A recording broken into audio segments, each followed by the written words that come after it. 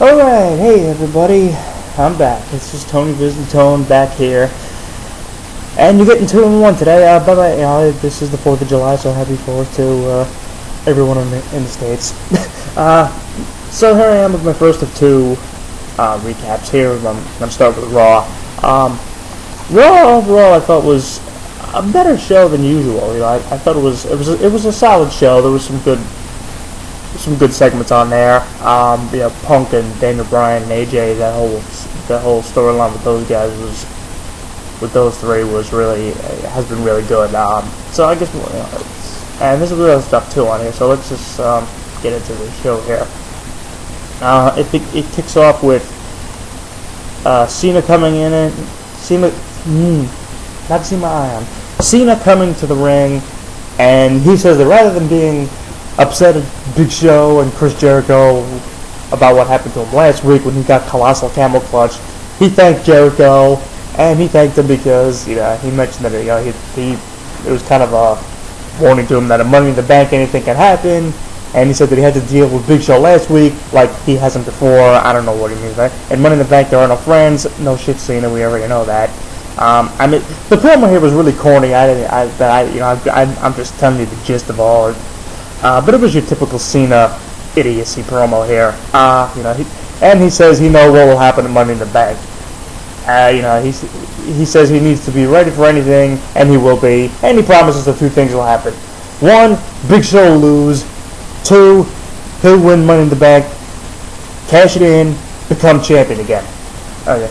Then Daniel Bryan comes out doing the whole yes chant, and he says that Cena is not really relevant to him. He says that, and then Daniel Bryan actually says that this isn't true because at Money in the Bank, he'll beat Punk for the WWE title. And then he says if Cena wins at Money in the Bank, then his relevance to him will only be, Cena's relevance to Daniel Bryan will only be that John Cena will be the first guy to cash in the Money in the Bank case and lose. And then Cena says, it's like those are strong words. You can think of, one person who at least disagrees with him on that. And then CM Punk comes out and said there are more people who disagree. It's like he says he disagrees. Yes, does Cena disagree? Yeah. Yes, Bill Lawler. Yes, the fans. Yeah. Okay. So everyone disagrees with Daniel, and they're all standing on the yes pig. So then CM Punk does Daniel Bryan's yes chant, and then that pisses Bryan off, and he's like, oh, shut up, cut it out, whatever. And he says, it's like other people shouldn't be using his catchphrase. And then Punk says that, he mentions that AJ will be the guest referee in their title match, Punk and Daniel Bryan, and that she'll count Daniel's shoulders down. And Punk says if Cena wins at Money in the Bank, it's going to come down to Cena and Punk, the 2 of them. Then Chris Jericho comes out, and he says that he calls CM Punk a Chris Jericho wannabe, and he tells Daniel Bryan not to be offended by his catchphrases being stolen because he's had his stolen too, and he tells Daniel Bryan that he should come up with other catchphrases. Daniel Bryan said that no one asked him to be part of this. Jericho just tells him, will you please shut the hell up? And then Jericho does his catchphrase stuff, and he goes, welcome to Raw, it's Jericho! And he says that tonight, none of the guys in the ring they will never, ever be the same again! Which I don't think he said that in a while, so it was really cool to hear that. Then Jericho tells Cena that he needs to be ready, and then Jericho says that it's like, he invented Money in the Bank ladder match, which I believe he was actually in the first one at WrestleMania 21. He says that since he invented the match, he'll be winning it, and then he dares any of them in the ring or anyone else in the back to come out and tell him otherwise. Cue Kane's music and flaming pyro. He comes out and he just gets in Jericho's face and says otherwise, and then well, it's the Big Show, dude. Big Show comes out. Cena's staring him down, waiting for him to get in the ring, and then while Cena's waiting for Big Show to come in, Daniel Bryan kicks Cena in the back of the head, and then the brawl breaks out, and then Big Show eventually gets in the ring. He goes after Cena. I forget who went after who here. Punk and Bryan probably went after each other, whatever. And then eventually it ended up with Big Show headbutting Kane, and then Big Show left the ring, as the others laid on the, like at ringside or in the ring to sell the beatings. It was a good opening segment, actually. I actually thought that they did a good job of giving it the anything can happen vibe. It's like you got 6 guys who want you got Punk who wants to keep it, and you got 5 other guys who want to win it, the title that is. So I thought this was a good segment to start the show. And by the way, Cena actually winning and cashing in the Money in the Bank, and or any of these guys actually, since they're all former champions, having them win, cash it in, and be the first guy to lose, I don't think it'll really hurt any of them. Since they've been champions multiple times before already. But particularly Cena, it's like it wouldn't, it certainly wouldn't hurt Cena if he was the first guy to cash it in and lose. So we'll see what happens there. Then we get to an 8-man tag champions, Kofi Kingston and the returning R-Truth, who apparently, I guess, his broken foot is healed up. IC champion Christian and U.S. champ Santino Marella taking on, collectively known as the Primetime Players, Darren Young and Titus O'Neil, and also along with David Otunga and Cody Rhodes. Match was okay, but it kind of went downhill a little bit. The face champions win. Santino pins Otunga after the Cobra. During the match, AW was out there, with the stupid headset, just like cheering on Titus and Darren. Really annoying to hear. It kind of reminded me of Jimmy Hart with the megaphone or Bill Alfonso with the whistle. Titus, Darren, and AW walk out during the match, because AW's telling them, hey, we don't need this. They walk out. And then Cody Rhodes is like, I don't need this either, and then he walks out. So Otunga's on his own. He attempts to escape. The faces prevent him. Brodus Clay comes out, and then he throws Otunga into the ring, and then Santino gives Otunga the Cobra, pinfall at the end. Then afterwards, Christian gives Otunga the kill switch, the Tamikaze, the Unpretty, or the Kiss of Death, whatever the hell you want to call it. And then Brodus gives Otunga a big splash. And then, hoping for somebody to call my mama Brodus shtick. Okay. Like I said, match started out good, but it went downhill once all the heels walked out and Brodus came out. So anyway. So then, Alberto Del Rio goes into Teddy Long's office, and he says that Alberto says that he earned the shot at the world title 3 months ago, right around WrestleMania time. And he mentions that, it's like, he was putting all different gimmick matches, and he wound up losing his opportunity.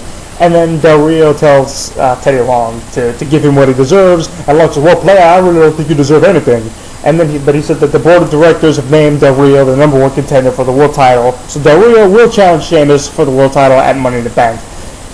And then Teddy Long also says that Del Rio will be in action next, and Del Rio asks who will be facing, and Long says, I let that be a surprise, player. It was okay segment. So we get in the ring. Ricardo introduces Del Rio, and out comes his opponent, Sin Cara. The match doesn't even happen. As soon as it's like Sin Cara comes in, slides into the bottom rope, and Del Rio just attacks Sin Cara before the bell rings, throws him to the floor, lights a cross-arm breaker on Sin Cara, and that was pretty much it. Sin Cara was tapping out on the floor and everything. It was a decent way to get heat on Del Rio, I thought. Then we get to a good segment backstage here. AJ was backstage wearing the CM Punk taped fist tape with the X on it, and Daniel Bryan comes by and he says that he's always cared about AJ, and he says that he was upset with himself for messing up with the relationship or whatever, and he says he didn't know how he reacted, and he says he was sorry about it.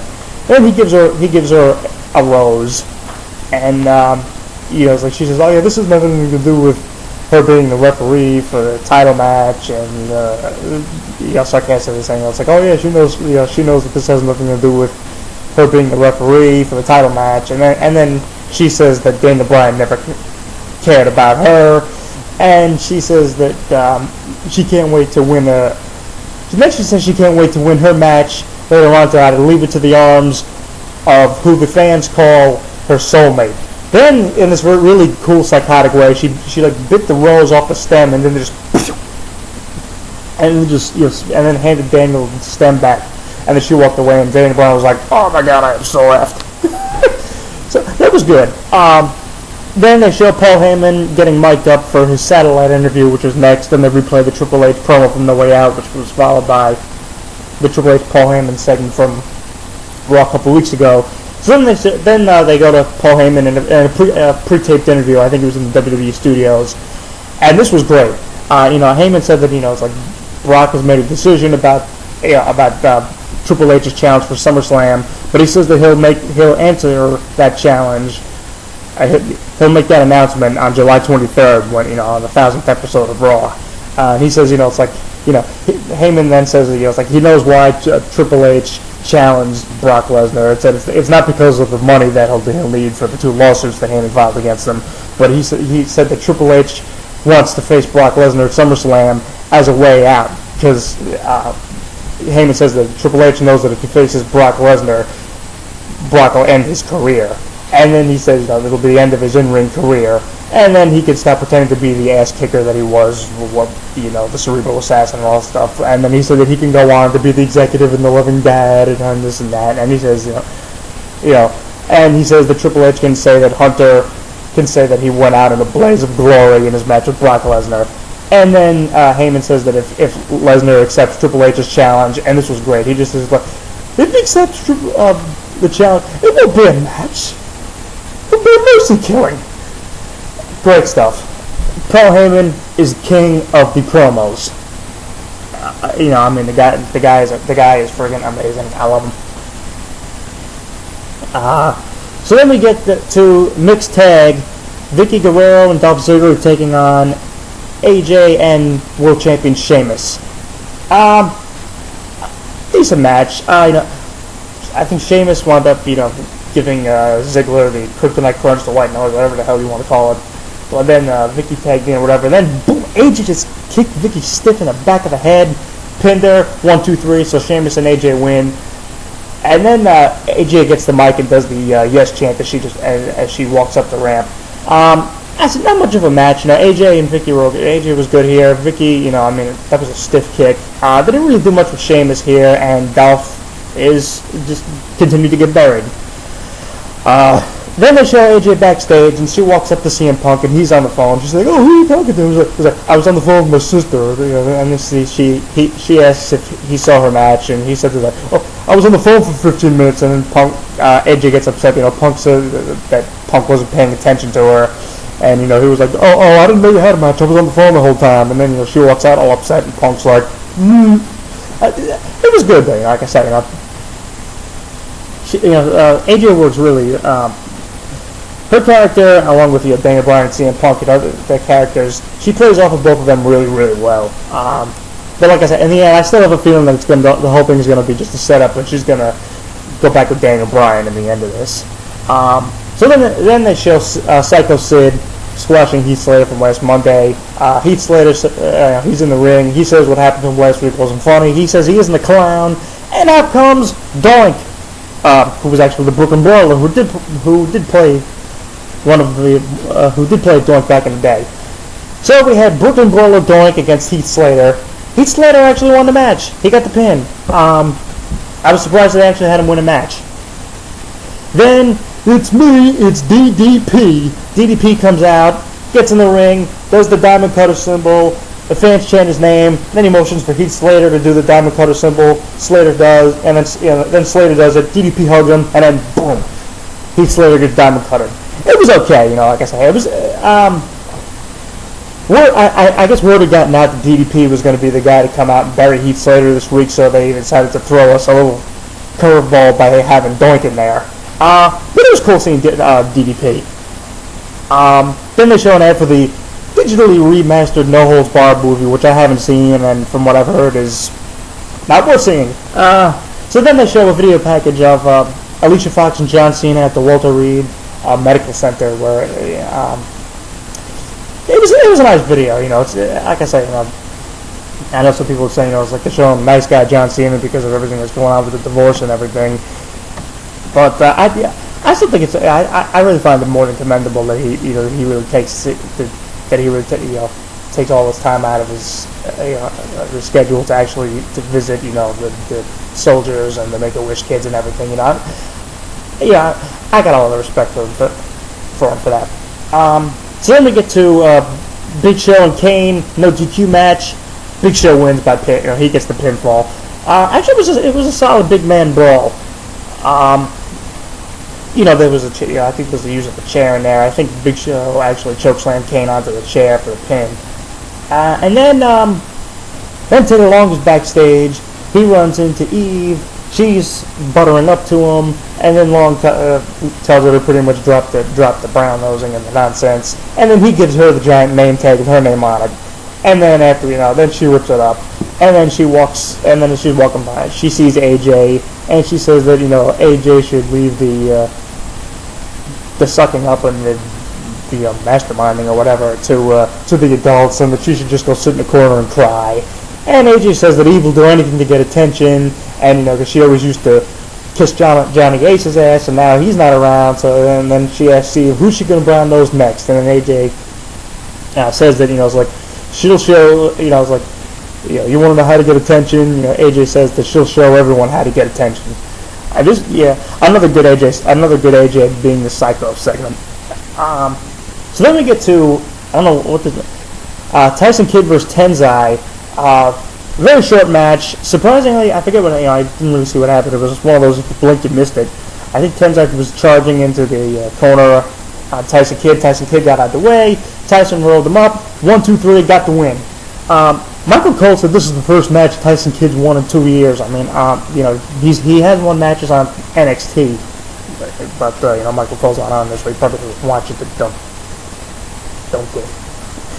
So anyway, so Tyson Kidd got the surprise roll-up pin, and then afterwards Tensai slapped around his manager or trainer, whatever, Sakamoto, and he just chucked him out of the ring and just slapped him around on the floor a little bit. I don't know what the hell they're doing with Tensai and Sakamoto. It's just like both of those characters have had no build-up. I mean, Tensai slapped around Sakamoto at the Raw I was at in Hartford a few weeks back, and he's slapping him around again. I don't know. They're both going to be in the World Title Money in the Bank match, so we'll see. I don't know. We'll see how much interaction there is with those guys. So then we get the little backstage segment with Chris Jericho and Daniel Bryan. Daniel Bryan tells Jericho not to wear a stupid light bright jacket, and then Jericho mentions Daniel's ridiculous looking jacket and his beard, and then Jericho just says that they should just focus on Punk and Cena, and then Daniel Bryan's chanting yes, and then Jericho's chanting ever again. So they were going back and forth with their chanting their catchphrases. That was kind of funny. Then we go to another segment with Cena and Punk, and this was pretty much telling Cena to follow his lead. And that was pretty much it. It was a short to the point segment. Then Josh Matthews interviews Tyson Kidd backstage, asking him how he feels to get a win. Tyson said it feels great. Then Tensai comes in, pounds on Tyson, throws him into the lockers, and that was pretty much it. So I mean, it's like Tyson Kidd getting interview time. It's like, okay, Tensai. It was like you knew Tensai was going to come in and just beat the crap out of him. So then we get to the tag match: CM Punk and Cena versus Daniel Bryan and Chris Jericho. This was good stuff here. Jericho and Cena actually wound up brawling to the back at one point, and then, so it was Punk and Bryan in the ring having a great back and forth wrestling match. And then AJ's music hits, and I hate when I have the music play when someone's going to come out. And then she comes out, she skips around the ring again, and then attempted looking to get Punk and Bryan's attention, and neither one of them really even know that she's out there. Then she goes under the ring, drags out a table, sets it up at ringside, and then she just slowly, walks up the steel steps and then climbs the ropes, and she's looking at the table that she set up, and making like she was going to jump through it, do a Sabu there. And then Daniel Bryan sees it, rolls out of the ring, and he's attempting to talk her out of jumping off. And then Punk gets on the turnbuckle, and he tries to stop her too. Then she kisses CM Punk, and then she pushes Punk off the ropes, and she sends him into Daniel Bryan, and both Punk and Bryan go through the table. So the match was a no finish, but it was good here. Then AJ standing on the turnbuckle doing the yes chant, and that ended the show. It was good. I thought it was really good. This AJ character is really really interesting. I really like what they're doing with this. You know, the whole thing with her and CM Punk and Daniel Bryan is, you know, the whole thing has been really good. I've been really enjoying it. AJ has really is easily the best. You know, is the only diva in WWE who's being used at all right now. I mean, you know, unless you count Vicky Guerrero, if you want to talk about the females, but. So overall, I thought it was a good show. You know, like I said, the opening was good. I thought the end was. Yeah, I liked the end. You know, AJ continuing to play the Psycho she's doing really well. You know, she's doing a really great job of being, you know, like playing a borderline insane person. The segments with Punk and Daniel Bryan and her backstage look good. You know, and Paul Heyman's promo was outstanding, of course, as usual. So overall, that was really good show. I thought it was a good show overall. So I'll do it right now. I'll be back in a few minutes with my SmackDown video. Last night, of course, was the live SmackDown Great American Bash SmackDown. So I'll be back with that in just a few minutes. So until then, I'm Tony Viz, the Tone. You can check out tonyviz.blogspot.com, and I'll get into the rest of the plugs at the end of my other video. I'll be right back with my SmackDown video.